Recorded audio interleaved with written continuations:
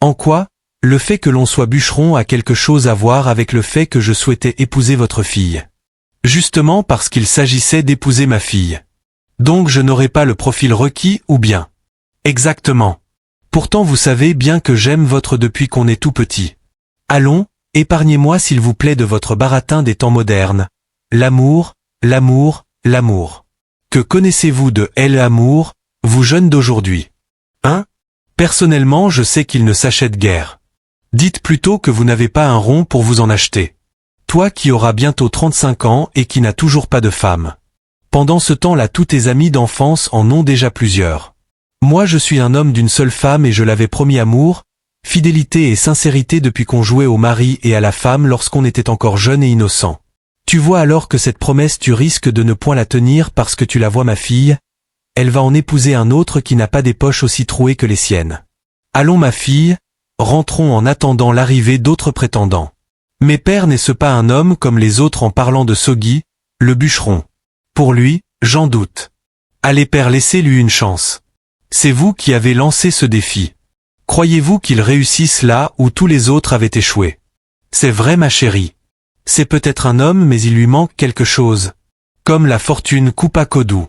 Son père se contenta juste d'un hochement de tête en guise d'approbation. C'est peu important pour vous, père poursuit-elle, mais est-ce que ça l'est pour moi? Je sais que je dois vous obéir mais n'oubliez pas que c'est de moi dont il s'agit. Rassure-moi ma fille que tu n'es pas en train de tomber dans son piège amoureux. Qui moi? Non répondit-elle d'un air moins convaincant. Ouf fit le père en guise de soulagement. Finissons en même avant donc que tu ne tombes sous le charme de ce baratineur de bûcheron. Car, après tout comment un pauvre type comme lui peut-il réussir là où des hommes de Daraja avaient échoué? Impossible se disait-il dans son fort intérieur et de conclure par « J'espère juste que les esprits n'auront aucune pitié d'un sale type comme toi », en parlant de Sogui tout en de dirigeant vers lui en compagnie de sa fille.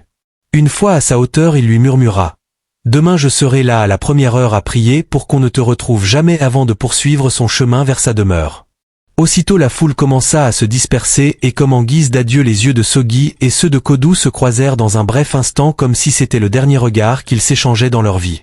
On dirait que ce qui les liait tous les deux depuis tout ce temps était plus fort qu'eux. Que cela dépassait même une simple question de beauté, encore moins une question de lignée. Personne, dans le village n'imaginait Sogui capable de relever un tel défi, à savoir dompter les esprits invisibles voire invincibles de ce baobab royal. Tous les hommes pouvaient épouser Kodou sauf quelqu'un tel que Sogui. Lui dont le métier est de sillonner la brousse à la recherche de bois morts à revendre pour se nourrir. Du coup des filles telles que Kodou n'étaient pas faites pour des hommes comme lui. Cela paraît injuste mais c'est ainsi. C'est la vie, injuste de nature. Ainsi, chacun dans sa chambre hermétiquement fermée à clé et sous sa couverture lors de l'une de ces nuits glaciales de décembre dans cette partie du monde, ne pouvait s'empêcher de s'imaginer le sort que les méchants dieux de la nuit avaient réservé à Sogui. Trop tard donc les regrets et seul Sogui, guidé par l'amour fou déambulait encore dans le village pour ce qui va probablement être une dernière promenade pour lui. Les coqs chantent, le jour paraît, tous s'éveillent dans Roque-Giné. Tous se précipitèrent sur la cour du village, curieux et pressés. Et quiconque arrivant sur les lieux adoptait le même regard que ceux qui étaient déjà sur les lieux avec la bouche entr'ouverte, les yeux grandement ouverts et qui sortaient de leur orbite naturelle et pensif face à ce spectacle devant eux. D'où vient tout cet or et tout cet argent se demandait-on dans la foule. En effet, tout autour du baobab il y avait un grand amas d'or et d'argent mélangés et qui brillait sous l'effet des premiers rayons annonçant le début de cette nouvelle journée. À qui est toute cette fortune? Se demanda de nouveau l'un des badauds dans la foule. À moi, répondit l'homme qui se frayait chemin à travers tout ce beau monde. Toi? Non non non c'est impossible dit Baïkaaya, d'un ton surpris. Toi qui n'avais pas un rond hier te voilà aujourd'hui avec toute cette fortune. De qui l'as-tu volé? D'un des prétendants de ma fille j'imagine bien. Baïkaaya répondit Sogui, cela ne vous concerne point. Chose promise chose due.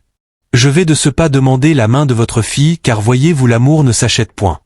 C'est l'union entre deux cœurs. Tout le temps qu'il parlait la foule s'écartait petit à petit laissant le chemin à Kodou qui, comme tout le monde était venu s'enquérir de la situation.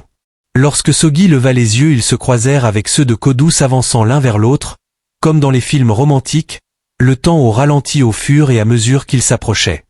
Ils se tenèrent les mains et sans s'embrasser comme dans les films se frottèrent juste le front l'un contre l'autre tous les deux souriants et heureux de se retrouver enfin. « Pardon de vous interrompre, dit le père de Kodou, un peu gêné, mais si on parlait de, en pointant son doigt vers l'arbre. Vous voulez parler de ce que je vais faire de toute cette fortune. Oui, mais parlez moins fort en regardant d'un air inquiet tous gens avec leurs gros yeux rivés sur tout cet or et tout cet argent. Toute cette richesse est à vous. J'imagine bien que votre fille vaudrait tout l'or et tout l'argent du monde, mais bon, j'espère que cela vous suffira pour le moment. Enfin, si vous arrivez à en sauver quelques pièces avec un sourire narquois. » Et le vieux qui était de dos par rapport à l'arbre se retourna et constata que toute la foule s'était précipitée sur d'or et d'argent, chacun amassant ce qu'il peut.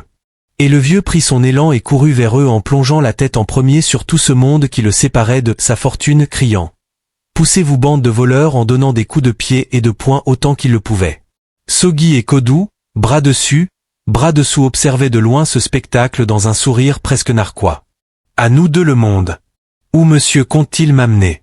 Là où le sourire et le fou rire ne servent de masque ni à la haine ni à la jalousie. J'ignorais l'existence d'un tel endroit sur cette terre.